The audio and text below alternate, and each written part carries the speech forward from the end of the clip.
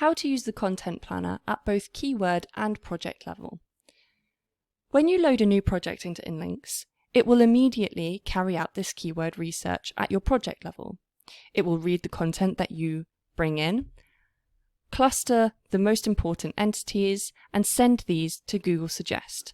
Over here is the Google Suggest data, and we can have a look at what clusters we would like to be talking about.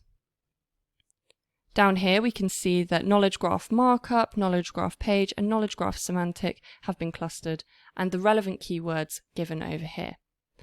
If I wanted to start making some content from these suggestions from within InLinks' project level tool, you just need to press over here and it will appear in your content queue.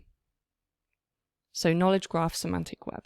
I will then create a brief which will create further keyword research more specific to knowledge graph semantic web, and we can create a really good piece of content around that. The second level is the keyword level. So that is adding in a keyword that you want to rank for and creating this keyword research from over here.